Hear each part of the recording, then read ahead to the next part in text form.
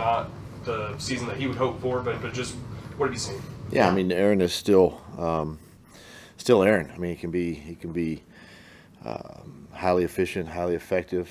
Still can throw, accurate footballs. Quick release. Probably doesn't move quite as well as he once did. But listen, he's still an elite quarterback, and that's something you got to prepare for. I think you were 41 your first year with the Eagles, and he just turned 41 earlier this week. Do you remember what your body felt like after all those years in the league at 41? And can you imagine playing at 41? No, I mean, it's a credit, right, to him and what he does in the off season, what he does during the regular season, how he takes care of himself. Because this game can beat you down, physically. 41. I was 36 when I shut it down, so I think I was back with the Eagles. Yeah, as you mentioned, it's quality control when I was 41. But in your mind, you still feel like you're 21, and I know that's probably maybe he's not thinking 21, but he's definitely. And one of the things I've always appreciated about Aaron is just the way he approaches the game, and the fun that he has, and the excitement you see around him, and what he can create on the field. Defensively, obviously, it hasn't gone the way they were hoping for either, but still have some pieces. Yeah, who comes to mind when you think Jets defense? Quinnen Williams, Javon Kinlaw, Sauce Gardner. I mean, just the list goes on. I mean, this is not a 3-10 defense. I'll tell you that. This is a really good defense, and the pieces have been brought in to do just that. And look, it's they're in the same situation we are. I think they have 7 losses as well that are one-score games. And one this past weekend. So, they're doing and saying the same things we are, and looking to win a game. So, it's something that we've got to be prepared for, and I know they will too. What do you make of you guys were running the ball reasonably well first 6 or 7 games of the season, and then for some reason the last 6 games, even though you've been in a lot of these games, you just have not been able to get running numbers where you want to. I mean, does it perplex you a little bit as to why the numbers have been so low? Yeah, some of it, to look at some of the defensive lines we've played. There's some. Just take a look at last week. With those 2 big D tackles. It's going to be the same this week. Sometimes it's just tough sledding. I think the thing that we've got to do a better job is just be more consistent in just sticking with it. I think that's been something over the years. When the run doesn't work early, you kind of tend to pull back and try to find something else to do. But I think you just got to continue to stick with it, and you got to make those adjustments on the sideline too during game, halftime, and then even during the week of practice. I think you can vet some things out in the run game as you watch film, as you practice, and really try to fine tune it just a little bit more.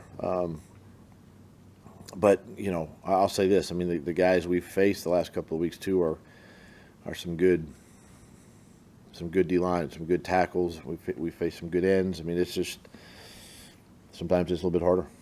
When you look at these last 4 games, you guys have played some younger players on defense with a few more snaps in recent weeks. Do you expect that? Is that something that you're consciously trying to do?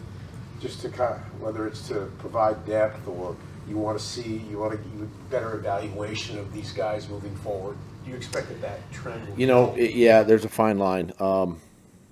Obviously, these aren't preseason games where you're trying to play everybody and get everybody in the game. You're trying to win the football game, and you play with the guys that you feel give you the best chance to do that. So if you have an opportunity to get a young player in the game and see, yes, you can do that. But but at the same time, you're still trying to win that football game and accomplish a few of your goals, in the last month of the season. Expectations for Evan availability, and then Anton and Devon. Yeah, Anton, illness, he's feeling better. He'll practice today. Evan's dealing with the shoulder, obviously coming out of the game, so won't do anything today. We'll rest him today and get him back, but anticipate him for the game, on Sunday. And there was a third one. Devon, because he was sick too. He was fine. He played in the game, came out okay. And then Savage cleared protocol. Savage was good. Ross and Logan, but Ross, as you saw the roster moves, both those guys were good. Tyson came out good. So we came out relatively healthy. Coming off a win, is there some energy you can pull from that to try and, I guess, help set building blocks moving forward the rest of the way?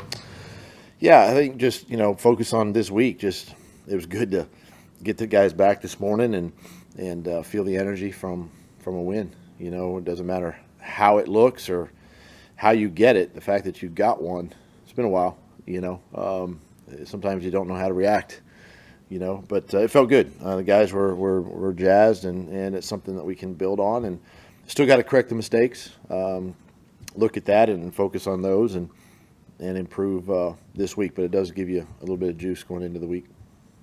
Looking at Garrett Wilson and Devontae Adams on the other offense, how do you prepare for such a talented duo?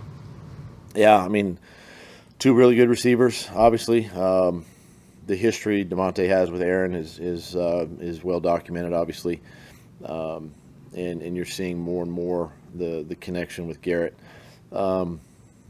It's a discipline. You just got to stick to your job. You got to stick to what you've been asked to do this week, and how you've been taught going in, what the game plan looks like. I think too, you can affect the pass with pass rush and design rushes, and you've got to be able to do that too. So work is cut out, for our guys, but look forward to Sunday and watching them play. Does it feel like there's been some progress made in the secondary as of late? Yeah, I think as the season's progressed, guys have gotten better. I thought we started the season. We made some mistakes. Even in the middle of the season, there were some mistakes. But I think dust has kind of settled a little bit, and guys are understanding and rotating guys a little bit more too, right? Keeping guys fresher as the game goes on has helped us, and just continuing to coach and teach and has I think has really helped our secondary. They played a complete game, this past weekend. It was good to see. what did you see from the combo of Antonio and Savage together on the field at the same time? Yeah, one, it just starts with communication.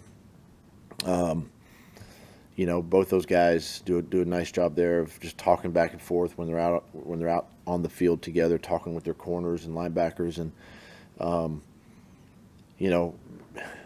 Sav would love to have the one play back on the short yardage play, obviously, that he was just anticipating the potential run there. But, I think it just kind of gives you, I think what you're seeing too is the growth of Antonio as the season has progressed. I think we know what, Darnell is and what he can do and what he brings. But with Antonio, I think you're seeing that growth and a little bit of maturity the more he plays, in these games. How does the process work for Trevor getting cleared on the protocol when he's on IR? Does he still come in every day? Do you test him every day? Yeah, he still has to go through the steps. Still comes in the building every day,